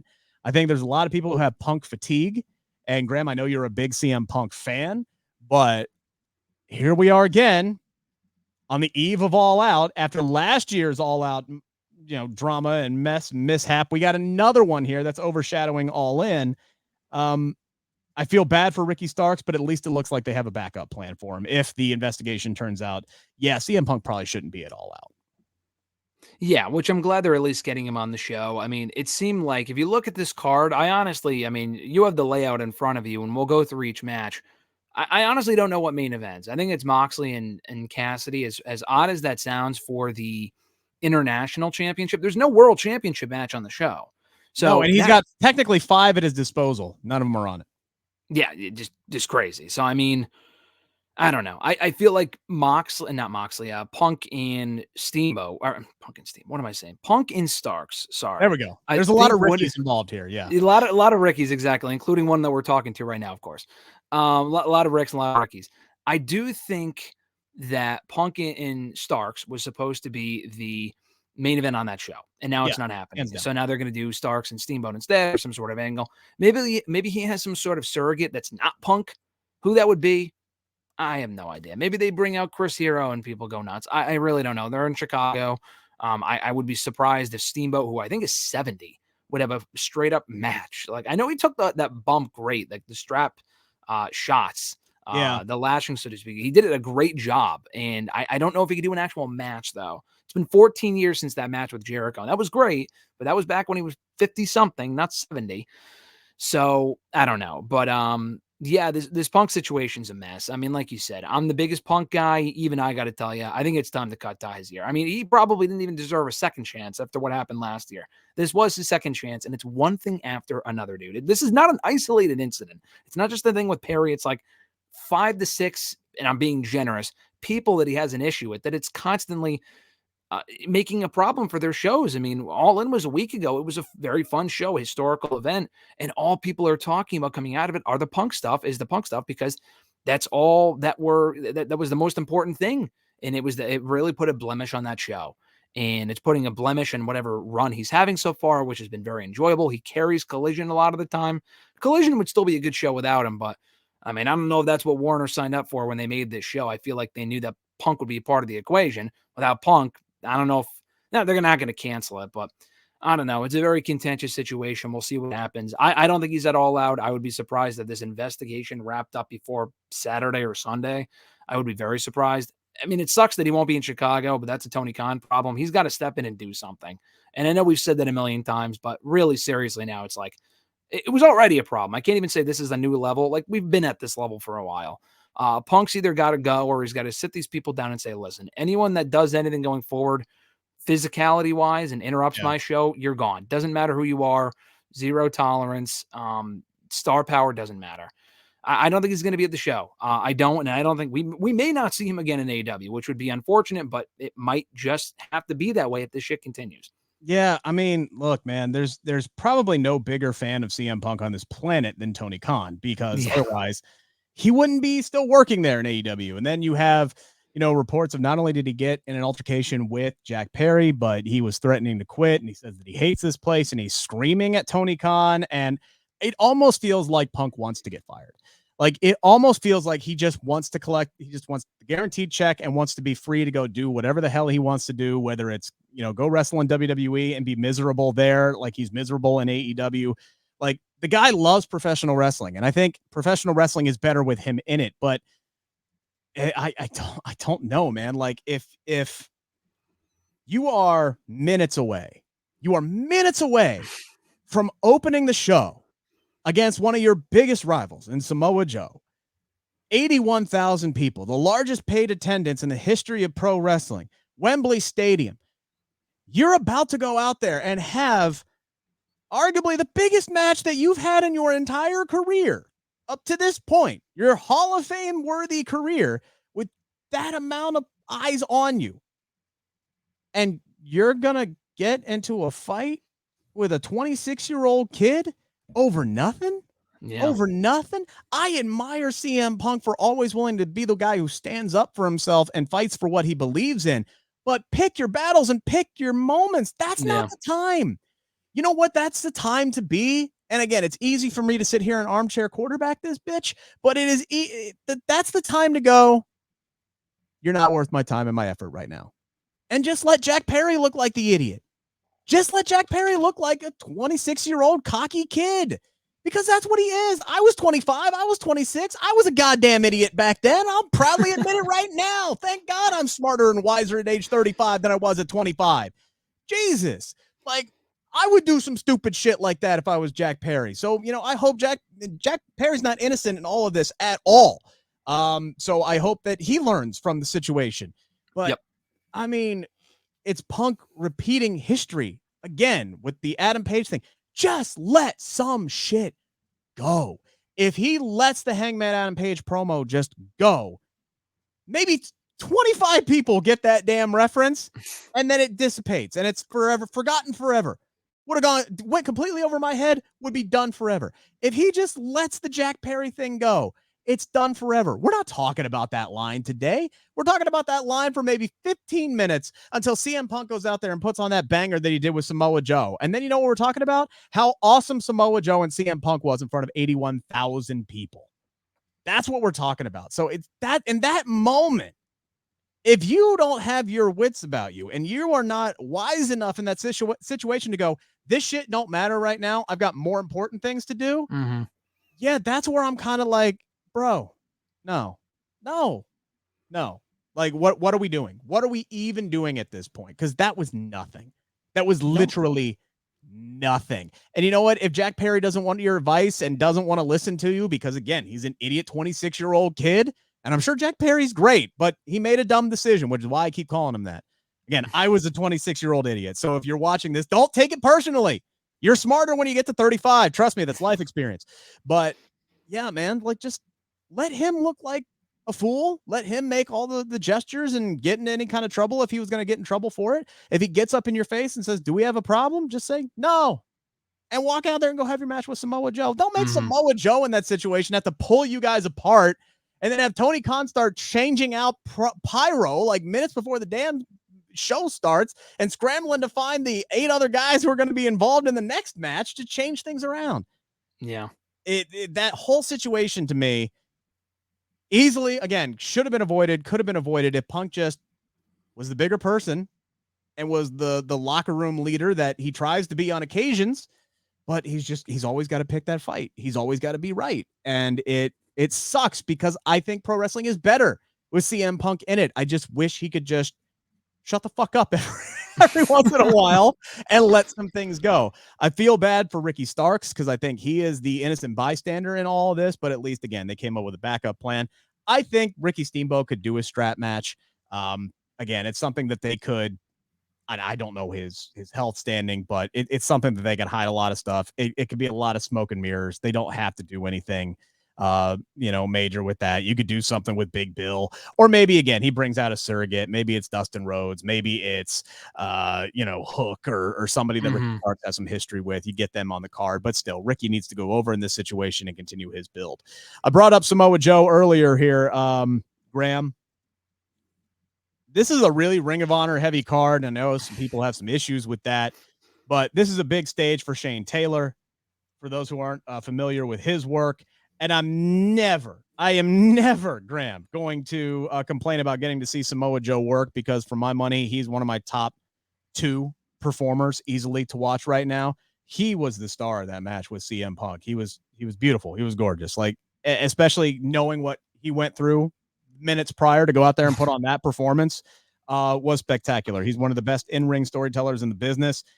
He's going to whoop shit. Like, this is going to be a Big E special meat bump and meat match, but Samoa Joe's retaining. Yeah, and I think Joe retains here. I thought they did a nice job with the video package for Shane Taylor on Wednesday. I've been following him for a long time in the last version of Ring of Honor. He's great, and I'm glad he's getting this opportunity. It felt like to me watching this be announced for the show on Sunday, it just kind of felt like, all right, we have a pay-per-view this weekend. What do we fill it up with? Because we blew off a majority of our storylines last weekend. So what do we do with the roster that we have? All right, we have Joe and Taylor lined up over in Ring of Honor because Taylor became the number 1 contender a couple weeks ago on the Ring of Honor show. And they don't have another pay-per-view for a couple months. So I assume they just would have done it on ROH TV, which is fine. But I think Taylor is good enough to where I think this is a match that is worthy of a pay-per-view. It's not like it's Samoa Joe and like Tony Nese or something. Like, who cares? Yeah. No one really knows Shane Taylor. I get that. But this is a match that is worthy of being on a pay-per-view. And, again, I fault Tony Khan for like, why not? Again, he probably should have thought this out thinking, all right, I have this earmarked for that show. Let's start maybe introducing Shane Taylor, give him a squash and Rampage a week or 2 ago. Sure. We haven't seen him at all. Whatever. But the match should be great. Joe's on track to become the longest reigning Ring of Honor World Television Champion they've ever had. Very close to breaking that record, I think. He will win here, but I'm looking forward to the Big E special, like you said. This should be fun. Nice hoss fight, so to speak. Yeah. A lot of secondary championships are getting a spotlight on this card, which I don't hate, by the way. Yeah. I don't hate. But when you have 5 world titles, technically, if you want to count Punk's real world championship, which was supposed to headline this show, so we still may get it. You have 5 world championships that you could have called upon. And maybe with the tag team match on Collision, you could set something up where Saraya gets a title defense. I think it would be very, very easy to add Saraya and Toni Storm to this card on Sunday by having Saraya just walk out on Toni Storm in that 6-woman tag match so she doesn't have to compete on back-to-back nights. Toni Storm can be distraught, make the challenge, and you can set up that match. Again, now you'd be ballooning it up to an 11-match card if that's what you wanted to do at a certain point. That would be an easy one to add. Athena, a lot of people were wondering why, if you're going to go Ring of Honor heavy, why Athena's not defending her championship on this card. Asked about it on the media call. Tony Khan basically said, I'm working on it. I wanted to. He wants to put Athena on this card. It's whether or not Billy Starks, who is not cleared to compete right now, can get cleared by Sunday. So there's still a chance that Athena and Billy Starks, which just be a great showing for Billy Starks as well, ends up on this card. Still, right now, though, only one women's match on the entire card, which we will get to. You had another world title you could have put on the line here. I thought Claudio versus Eddie Kingston would have been a slam dunk, but they're adding Shibata and Wheeler Yuta to this. I think this is a setup match to get us to Eddie Kingston and Claudio. Claudio could not give 2 shits about Eddie Kingston last night or a Wednesday night on Dynamite after he defended the New Japan Strong Open Championship against Wheeler Yuta. He beat Yuta. Claudio just walks down the ring to get his boy. Doesn't even make eye contact with Eddie Kingston. Like, we're building to these two. Maybe this is the Grand Slam match, but I think Eddie gets the win here. I think Eddie beats Wheeler Yuta. Or maybe he even rolls up Claudio. I think if he rolled up Claudio and pinned him, that would really piss off Castagnoli to where he would want a piece and finally give Eddie Kingston some. So I'm going to change my mind because Yuta's always been like we need to beat somebody from the Blackpool Combat Club. So let's pin Wheeler Yuta. I'm going to say Eddie rolls up Claudio, gets the win in this one, and sets up these guys for Grand Slam for the Ring of Honor World title. Yeah, I think the end game is clear here. Claudio and Eddie for the Ring of Honor World Championship easily could headline this show. I'm honestly kind of surprised. I mean, listen, I'm glad they're not rushing into it. I know they've already built it up enough, but I feel like you need the full-on contract signing, maybe some more promos. You had 1 week because all the focus was on Stadium Stampede. So I understand that. Grand Slam is where I would do it. Do not wait until Final Battle. First of all, not as many people are going to see it. Second of all, they're going to be in New York, Eddie's backyard for Grand Slam. Oh, yeah, that's the place. Yeah. That's the place to do it. That's the first, that's the place where he picks up his first championship since coming to Ring of Honor. I know he has the New Japan title right now, that the strong openweight championship, but like a Ring of Honor championship. Yeah. His first world championship. Exactly. So that's the place to do it. That could even headline that show, depending on what they do with MJF. Maybe MJF opens the show as world champion, whatever. But anyway, either team could win here. This is honestly hard for me to pick. I mean, I think Eddie's team winning makes sense to give him a momentum boost, but at the same time, you talk about Finn Balor losing a lot. I feel like the BCC has lost a lot lately. Yeah. I just feel like, Wheeler lost on Wednesday. They lost it all in. They lost in blood and guts. Moxley's been winning his fair share of matches, but I don't know. I just feel like they lose a lot. I'd have Claudio and Yuta win here, maybe by Claudio pinning Eddie. I don't know. Or maybe Shibata is just such a random person to be in this match. I know Eddie's a fan of his and whatever. I know him and Yuta had history with Shibata beating Yuta. That was like 6 months ago for the pure title. I don't know. It was just very random. So yeah, I'm going to go BCC just because I feel like they kind of need a win, but I feel like the end game either way is going to be Claudio and Eddie at the Grand Slam show, as you mentioned, with the Ring of Honor World Championship. Speaking of two men who both need wins, we got Powerhouse Hobbs going up against Miro. Man, I got Hobbs in that same category as Wardlow right now, where we haven't even seen Wardlow in months, months at this point. Like they put the TNT title on him, and then they took it right back off of him, and then they haven't been doing anything with him. Like occasionally we get like a new chapter of the Book of Hobbs. So like they're on again, they're off again with him. Same thing. They did it with Wardlow multiple times. They put the TNT title on him and they took it off of him. Hell, Miro was gone for pretty much an entire year and he's come back. And this has been like the first big kind of story that they've done with him. I feel like all three of those guys, frankly, we'll take Wardlow out of the equation here because he's not on this card. They just slow play with these guys and none of them really have anything of substance to do at the moment. I don't mind that this match is going on. I kind of want both of them to win. If I had a hunch, I would say Miro takes it. Because especially if Punk is going to be out for a while, Miro is one of those guys with Ricky Starks that's what Collision should be centered around. Those are your top two guys. Miro as the baby face and Ricky Starks as the heel. So I'm gonna go Miro here, but I don't know. Flip a damn coin. Yeah, this is one of those situations where either guy could win and I wouldn't complain. But like you said, both guys need wins. I could see a situation where, because it hasn't really been furthered recently, but Hobbs has not exactly been on the same page as QTV, which is a waste of a faction anyway. I could not give two shits about QTV. Get him out of there officially. Maybe they inadvertently cost him the match, QT Marshall and Aaron Solo, and that leads to him and Miro not becoming partners per se, but like becoming soft allies. Sure. Because there really is no bad blood here. Hobbs just called him out. He just wanted to fight. There really is no like, oh, I hate you. They're just having a match. Yep. So it would be fine for them to kind of become like, all right, maybe Miro saves him from Marshall and Solo and John Hennigan or whoever afterward. I think Miro wins here. He hasn't lost at all since coming back a couple of months ago. Not that he's had many matches, but Hobbs has lost a fair amount. He needs a win, but listen, if Hobbs wins, I'm not complaining, but I do think Miro picks up the win here. And then hopefully that cements Hobbs' split from QTV immediately, because that should have been done a while ago. We had a great little backstage segment on Wednesday that was filmed in London at Wembley. You want to talk about maximizing seconds. The promo that MJF cut where he said he was tired. He's finally getting a week off. He is going to go fly to Paris, eat a baguette, bang some ring rats, and then he's going to come back home because we got a battle royal that is taking place on Rampage to determine who they're going to face, him and Adam Cole. for the Ring of Honor Tag Team titles this Sunday. And then we're going to get the Grand Slam Eliminator Tournament to decide who he's going to face in New York with his AEW World Championship on the line. I am so happy, Graham, that All In ended with these two hugging it out and still being on the same page. It's the friendship that I never thought I needed, but now I never want it to end.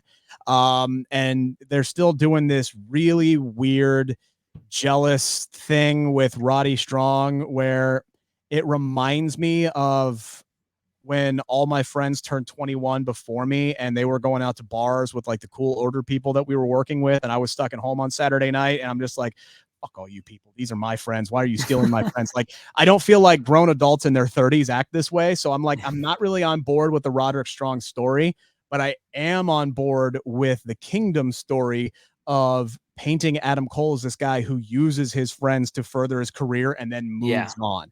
That's the story they need to lead into. That's some real world shit that I can buy into. Not Roderick Strong's jealous lover thing that they got with the neck brace on, and all. Yeah. With the neck brace and don't you care about my neck? God, quit being a bitch, Roddy. Like I don't like that story at all. And I'm not calling the actual Roderick Strong a bitch just to be clear on that. But like, regardless, they kept those two guys together. They're going to defend the Ring of Honor tag team titles against, at this point, a mystery team. Spoiler alert, if you don't want to know if Rampage hasn't happened yet, hit pause now or fast forward or whatever you got to do. You've officially been warned. Dark Order wins this damn Battle Royal on Friday night, which is fine, right? I thought maybe it would be the Hardys, put another marquee name up there. The Kingdom were the team that made the most sense, and they weren't even in the damn Battle Royal. So the fact that now they are going with Dark Order, who won a match on Collision last week, it's a nice spotlight to give them, but Adam Cole and MJF should run roughshod through them. I feel like the reason why the Kingdom were not in that Battle Royal and did not win, I mean, that seems like such a slam dunk match to do for All Out, because it's not going to be like this marquee pay-per-view main event is. I mean, it's a big match in terms of the story, but like the Kingdom, not a lot of people give a shit about the Kingdom, but it's a match that makes sense for a show like All Out if it's not going to main event.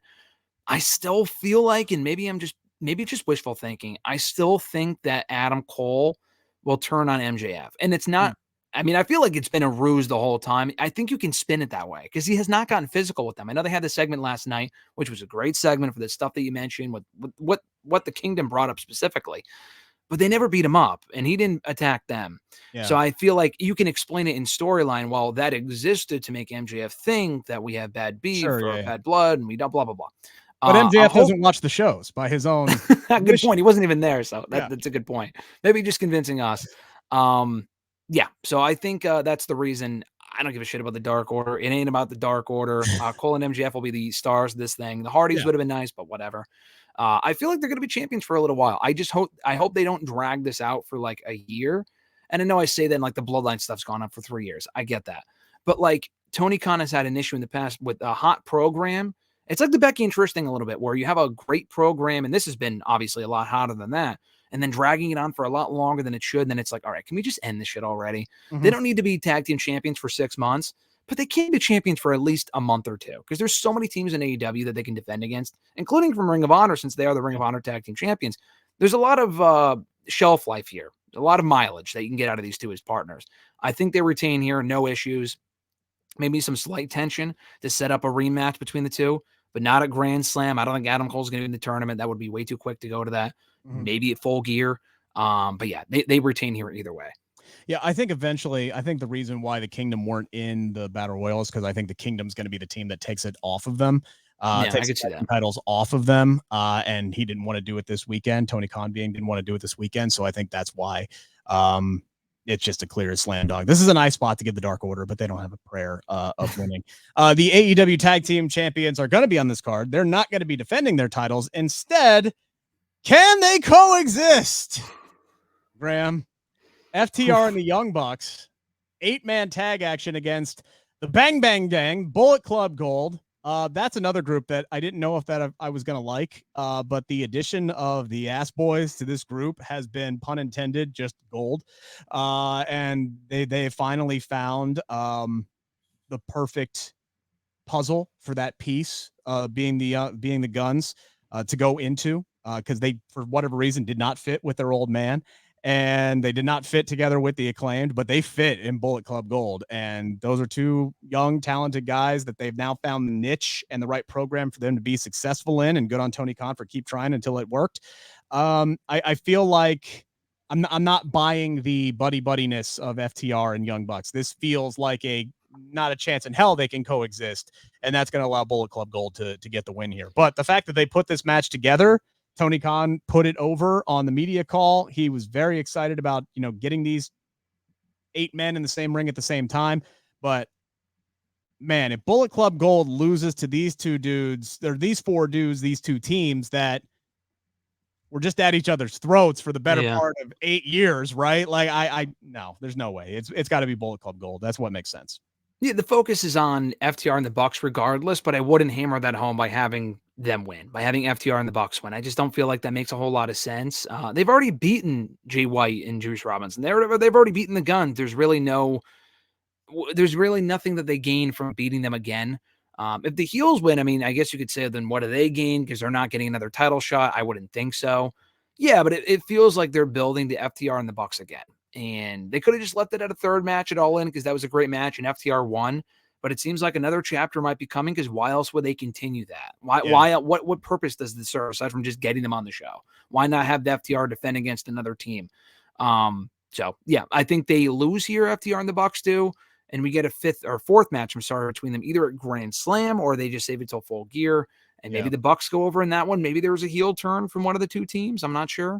FTR went heel the first time. It would be nice if the Bucks went heel again, but it kind of messes things up with the Elite because they're baby faces. I don't know. But sure. I do think Golden Elite go over here. Or I'm sorry, Golden Bullet Club Gold.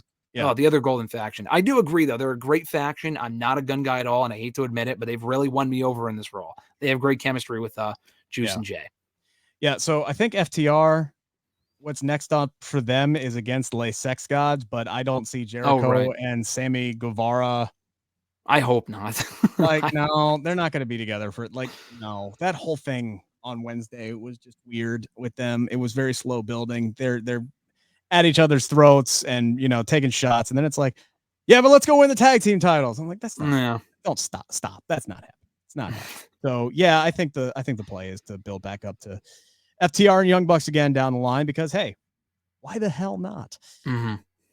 This arguably might be Tony Khan's favorite match on the card. This is something that he has been building to for a while. This is something that Kenny Omega, according to Tony Khan, has been wanting to do for some time, dating all the way back to the pandemic when he first talked about bringing Konosuke Takeshita into AEW. Wow. And now it's finally happening 1-on-1. A lot of people wanted it to happen at All In. It is happening at All Out. Graham, how do you see this one going down? Because it was Takeshita who got the win in All In. Does he go 2 in a row? It would be cool if he did. I'm actually kind of glad they waited to do it on the show, just because Konosuke just hasn't had a lot of momentum lately. He did when he first went heel and had that great entrance with Callis where they had no music and they came out and they got booed out of the building. He has not been the focal point. I know Omega has the bad blood with Don Callis. I get that. But they hadn't even really bothered to build up Konosuke at all. Like, he hasn't really wrestled at all. He lost in Blood and Guts, and that was kind of it. And that was over a month ago. He needed that win at All In. I wish it was more decisive, but he's a heel, so whatever. I would ideally, and I know we talk about, don't drag out feuds too long. It would be nice if Konosuke picked up the win here and they built to another match down the road where Omega finally beat him. Callis has said, though, multiple times that Omega has not won a major singles match all year, probably since he dumped him, because he obviously beat Ospreay back at Wrestle Kingdom. That was in January, so not all year, but probably since he dumped him in May. I would say Omega. I'm going to go Omega wins here. I want Takeshita to win. I don't think he is. I wish he would, but it's not really about him, and I hate to say that. It's more about Callis and Omega. Maybe he won't get his hands on Callis, but he will win this match. I'm going to go Omega, although I hope it's the other way around and they drag it out a little bit further and they give Konosuke a win first. I think that's exactly what they're going to do. And I think they pulled the Paul Heyman with Don Callis on Wednesday, and they told you exactly how it's going to happen. They did that nice little, kind of coach's tape thing with Don Callis where he's like, all right, so here's where he's busted up here. So I want you to attack that. And yeah, look at his pelvis area. So make sure you really kind of hit him on the right side because that's where he had this surgery. And Don knows all the ins and outs of where Kenny is vulnerable. And then he says, hey, look, and if all else fails, I've got Kenny Omega's kryptonite, which is this damn screwdriver. Because every time Kenny Omega loses, the fucking screwdriver comes out in play. So I think Don Callis is going to play that role that's going to allow Takeshita to win the match. Not clean over Kenny Omega, but I just think it's there's still so much meat left on the bone here to have Kenny just outright win against Kinosuke. So I think Takeshita takes the win and they do elongate things. Finally, we get to our lone women's match of the night. Kris Statlander, more than a woman, the TBS champion against Ruby Soho. I'm happy that Stat is getting a big spotlight match on this card because, to be honest, after she had that shocking win over Jade Cargill and the way that they did it, she did a lot of media rounds, spoke to myself. That interview is still up right now here on the Believe in Pro Wrestling YouTube channel. She wrestled 5 matches in 8 days, and then I feel like they just put her on the back burner and either left her there, whether on purpose or not. They just kind of forgot she existed. And she's just kind of been floating in and out, doing some things with Willow, doing some things with Mercedes Martinez, but like hasn't really been showcased and spotlighted in the way that Jade Cargill was. And just the fact that Jade's star power shines so bright that they really kind of forced her to be on the card, even when she wasn't doing anything, even when it was just enhancement squash after enhancement squash, she was still on the show. She was still being talked about. She was still being spotlighted.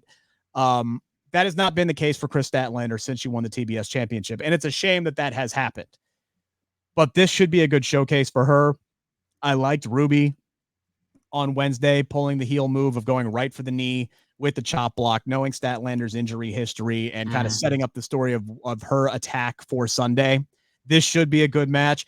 Hopefully it is not the shortest damn match on the card again, TK, please, for the love of God. You can't do both, okay? You can't have one women's match and have it be the shortest on the fucking show. You can't do it. You did it at All In.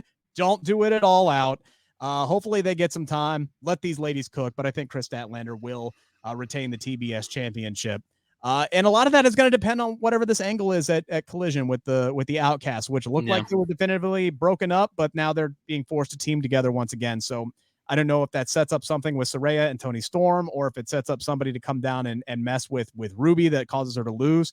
But Kris Statlander in that match on Wednesday after Britt Baker and Shida kind of did their whole thing, which that's another match that could get added to this card depending on this angle for the trios that we got on Saturday. Kris Statlander just took over that match like Nelson Muntz in the Simpsons when they were on the football team and he was the only player who could play, and he's just like, screw it, I'll do it myself. And he's chucking the ball down the field to himself, and he's plowing Millhouse through people and just tackling everybody and scoring touchdowns left and right. That's what Kris Statlander did. She just took over that match. She bulldozed Nyla Rose out of the ring. She pounded the hell out of Marina Shafir, and she won the match by herself. They did book her on Wednesday like a total badass. I think they're going to do it again. I think she wins on Sunday. I would probably have said even a week ago that Ruby Soho would win here just because she's been on TV a lot more than Kris. And I'm thinking, listen, I mean, I'm not the absolute biggest Ruby Soho fan ever. I think she's great, and I think she should win here. She's not going to. I like Stat a lot. She needs more, obviously, to her run, like you said. I think she should win as well. The thing with Ruby, though, when you really sit down and think about it, in WWE, whether it be the women's tag titles, the Raw women's title, the NXT women's title, the SmackDown women's title, the AEW women's world title, the TBS championship, the friggin' Owen twice, she has lost every single time. This woman cannot win a title. She is allergic to championship gold. I mean, it's crazy. She's so good too. I think both of these companies, for whatever reason, just see her as a stepping stone. The focus is either on Saraya or Toni Storm, and they're great too. Don't get me wrong. But I feel like this would have been the opportunity to put a belt on Soho. But Statlander, I would not be opposed to her losing the belt because her run just hasn't been the most focused on. But now with the belt, the AEW Women's World Title belt being on Saraya, the focus is on them too. I don't think they compound that by putting a belt on Ruby Soho as well. I just don't think they will. I just really, like, she has probably gone in the last 5 to 6 years between all these brands and companies that she's worked for, maybe a dozen different title shots, and has lost every single one. That is almost impossible. I mean, I don't even know how that works. And that's why she shouldn't win on Sunday, because that follow me here. That is a storyline you can play out later after you turn her back babyface. Okay. You turn her back babyface. You book her up against somebody that she should get her ass kicked against whenever you're ready to finally put the title on her. And that's the story that you tell. And because when Ruby finally does win the big one, when she finally does win a championship, they pull the Kurt Hawkins, right? The Kurt Hawkins and Zack Ryder. When they finally do that, she needs to be a babyface, and she needs to get that babyface pop. And it's the yo Adrian, I did it moment. So that's why I think Chris Statlander should win, and I think she will win on Sunday. The rightful TNT champion will actually defend his title this Sunday. I love that graphic. Luchasaurus, Darby Allin. I'm sorry. I like Darby. I really do. Graham, there's no way in hell they can stop what they're doing with Christian Cage right now. They cannot. They cannot derail that. This man is a menace to society with that turtleneck and that TNT championship on his shoulder. That's not his, but it really is his. Let's be honest. It's his. He has claimed it. He has taken it, and he has done more for it than any of the last several champions combined, because he's finally been given some time to do something with it. Mm-hmm. Somehow, some way. I love Joker Sting. Wouldn't be mad if he got involved in this, but he ain't in the match, so Darby can lose. Darby should lose. Like, keep that damn belt around Christian Cage's shoulder as long as humanly possible. I love Luchasaurus. I hope he gets a win here. I don't want to see Darby take this TNT title from Christian. I just don't. I don't. Yeah, that in addition to the fact, I agree with all of that. In addition to the fact that Darby's been TNT champion 3 times already. He was already champion earlier this year for like, I know, a month or 2 weeks or whatever it was. He gains nothing from winning this belt back. Darby will be over regardless, but I want to see them do something with Darby that does not involve the TNT title for a change. I know he went for the world title at Double or Nothing and he lost, but it's like, dude, like, we don't know how much longer Sting's going to go for, but I feel like an easy route to take. Again, he's another one. Sting is the opposite of Ruby Soho. He's won every single match he's had in this company. Every single one. All tag team matches. How the fuck have they not gotten a tag team title shot? If wins and losses matter, that doesn't make any sense. Even if they lose, they need a title shot. And I don't think they should, whether it be FTR or the Ring of Honor tag titles, who gives a shit? They should become tag team champions. It keeps Darby busy. It makes these wins for Sting mean something, because he's winning matches that don't really mean much. I don't know. Regardless, I'm just kind of adding on to what you said. I do think he should lose Darby and have Luchasaurus win, keep the Christian Cage stuff going. It would be criminal to cut that short. But I'm just saying with Darby, what do you do? Put him in a tag team with Sting as far as chase the tag team titles. If his contract's up in December or whatever it might be, that's a great way to go out. Chasing the tag titles and they lose and he's done, or he wins it in one more run. Either way, it's a win for me. Yeah, 100%. Look, Darby and Sting should have been tag champs a long time ago.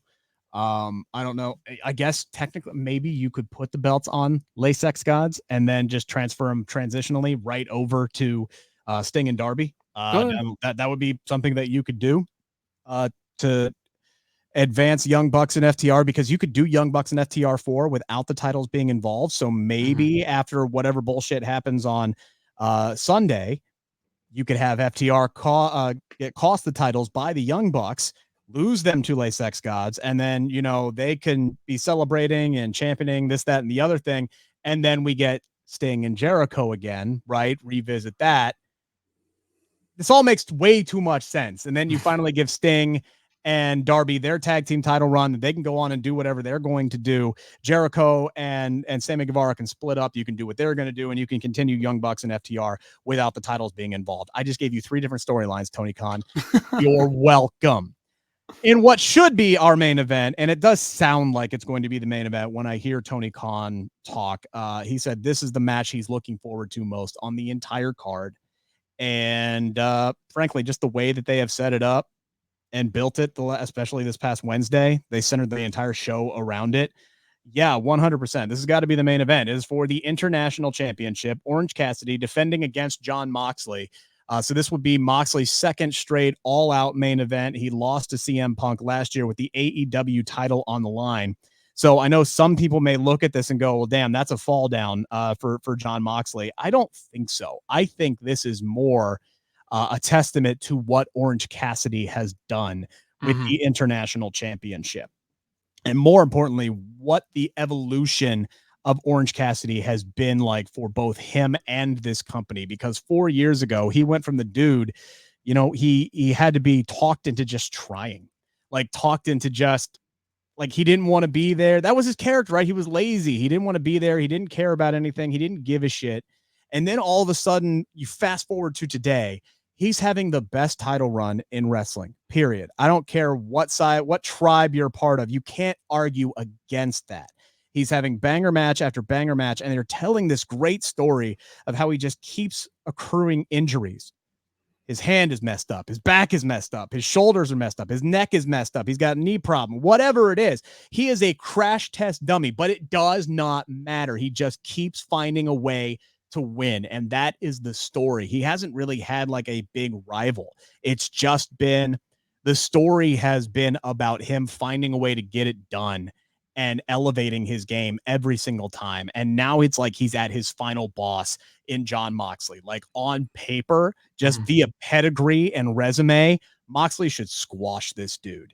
And especially with all of the different injuries that he's got right now, this should just be blood in the water to Jon Moxley, and he should beat Orange Cassidy inside of 4 minutes. But I feel like this is going to be one of those matches where Takeshita, not to pull another Simpsons reference out of my ass here, but when Homer was the boxer and he could just keep taking hits after hits after hits, and he would just wait for that moment for where they would finally, his opponent would be exhausted and he just shoved him over and he would win the boxing match. That's kind of where Orange Cassidy is at in this run. Like he's just going to keep taking punishment after punishment after punishment, move after move, high impact. He's going to find a way to kick out, and then he's going to wait for that moment for his opponent to get frustrated, and he's going to capitalize. And that's what he did against Penta on Wednesday after taking, 2 really high impact moves, including one on the ring apron that I thought killed him. The way he sold it, like it was absolutely brilliant. I think it's going to come to a point, Graham, where he gets Moxley in that moment where Mox cannot believe this guy just survived another Death Valley driver or whatever it was. And he's going to have that moment. He's going to try the crucifix roll up on Jon Moxley, and Mox is going to kick out and then just go full UFC mode where he just starts hammering elbows into Orange Cassidy's head. Like, you are going to die. You are either going to quit or lose, or you are going to die. And then the ref is going to call for the bell for Orange's own sake, and Mox is going to win this title.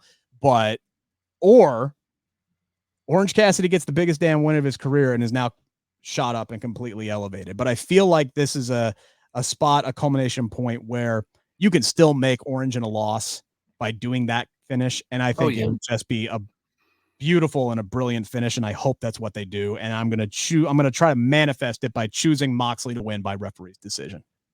I think he is elevated more, honestly, not by beating Moxley, but by losing. And that sounds weird because I know beating Moxley would be the biggest win of his career, but I just feel like this run, I've said up and down, and listen, I'm a guy that 3 years ago, and I've always been a Cassidy fan, but this stuff with Jericho, I just wasn't a fan of. I thought that was bad.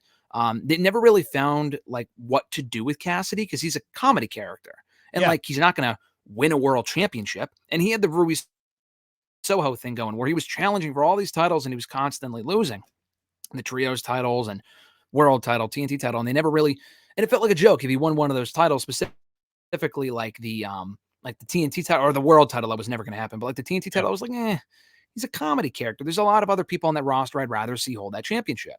They gave him this international all elite championship, whatever you want it, and he's killed it. And he was already over, but he is probably one of the most over people in that company. And again, it's not really anything that he's done specifically. He's had great matches, but it's all in the booking. He's won like 30 different defenses. He defends it almost every week. They have him kick off the shows, different opponents, not a lot of feuds per se, but this is like their television championship. He goes on there on TV and has great matches and could lose, but he doesn't. And you can say the same thing about this where he could lose and he doesn't and he wins. This to me is it. I feel like this has got to be the end of the line. You save it for the end of the show. It feels like a bigger deal because he loses it in the main event of a pay-per-view. He may never main event a pay-per-view ever again. And Moxley and him are such character-wise, polar opposites. They were actually building to this, I think, a couple of years ago before Moxley went into rehab, and they were going to have a match, I think, in that tournament they were doing, the Eliminator, if I'm remembering correctly, and they never got around to it, and they never did it, and now they're doing it, and I think it's going to be a great match.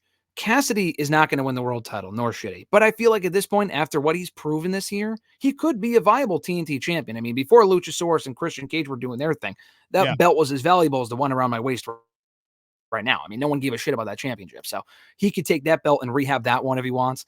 But yeah, I think they're going to have a great match. I feel like he gains more in defeat here. Moxley has a championship that we have a heel holding it now, so he can go in there and face people like maybe Keith Lee or Darby Allin. If it's not the TNT title, he can go for that one or whatever. I don't know. But yeah, I think Moxley wins here, and I'm looking forward to this a lot more than I thought I would. And I would have had Punk close this show if he was on here, but that situation didn't happen last week. It did, so it's not happening. We don't think it is with Punk. And if he's not there, then this should close out the show, and I think Moxley will win. It's going to be a big moment to close out the pay-per-view. Win his third all-out main event. You mentioned he main evented last year, but he also main evented in 2021, or I'm sorry, 2020 with MJF. So yeah, you're right. He's Mr. All Out here. Yeah. All right. Well, I mean, cause every time Tony Khan is like, oh shit, Punk's out. John, take my ass again, please. Mr. MVP over here. Yeah. Just, Mr. Reliable, John Moxley coming through once again.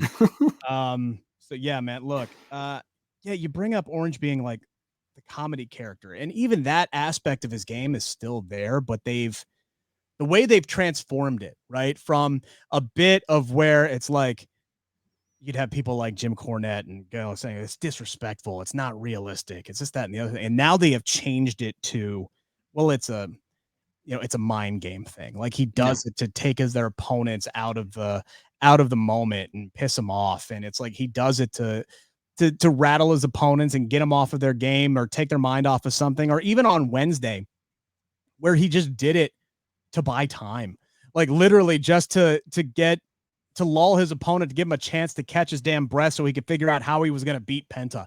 Like that's all he was doing with the little smacks and the kicks, and the audience still loves it. It's no longer a bit. Now it's a strategy. It's a tool that he uses in his arsenal to help him actually win matches. The evolution of Orange Cassidy has been one of my favorite things over the last 4 months, because again, he went from this guy who you look at like a Danhausen, who is incredibly entertaining, is really good at what they do. They found a nice niche. They got over, but you never really look at them as a serious title contender based off of their character. And now with just a few minor tweaks, they've done that with Orange Cassidy. Like he could win a world championship and I wouldn't question it. As long as he beat the right guy, I would not question it whatsoever, because he can go in the ring. The guy does some of the most athletic shit I've seen. Like you can put your hands in your pockets and do some of the shit that guy does. It's insanity. So they've made him credible without changing really who he is or what he does in the ring. They've just altered it and tweaked it a little bit. And it's been so great to watch, and to see him actually grab the microphone on Wednesday and sit down in the ring and cut this passionate promo, which we never hear the guy talk. And he cuts this passionate promo about this is where AEW is supposed to be. It's supposed to be about highlighting guys like me who are told they're too skinny, they're too different, they're too weird, this, that, and the other thing.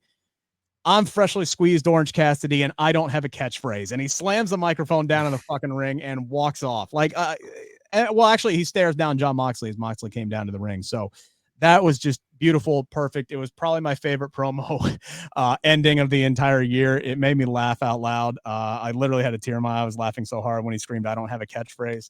And the evolution of him has been spectacular. And I've said that like 4 times now already, but I truly mean it.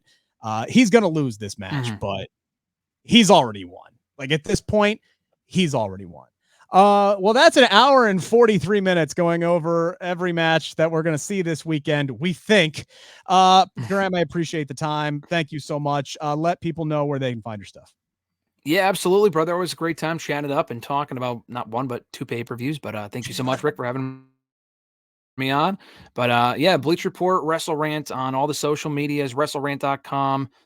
Yeah, new stuff coming out constantly, covering both these shows this weekend. So bear with me, as I'm sure you will be as well, and you'll be there at both the shows. So Yeah. enjoy the travel, safe travels, and enjoy the both the shows more than anything. Yeah, look, I love being there live. I love to, I would love to have been there for some of the bigger shows, like the All In card. I would have loved to have been there for that. But flying to London or driving to Pittsburgh and Chicago, I'll drive to Pittsburgh and Chicago. All right. And so you said you're not doing Survivor Series though. I don't know. I feel like, Graham, I feel like if I told my wife Thanksgiving weekend I was going out of town for work, I'd get that look. You know what look I'm talking about. So I think I'm going to have to skip out on Survivor Series this year, but I'll be at Fastlane in Indianapolis. That's literally like a 60-minute drive. So I don't even have to stay in Indy. I can come back home after the show. So I'll be there for that, but that might be the last one I make this year. But I'm looking forward to it. You guys can follow me on Twitter at Rick Ucchino or on the X, however the fuck we're supposed to say that now.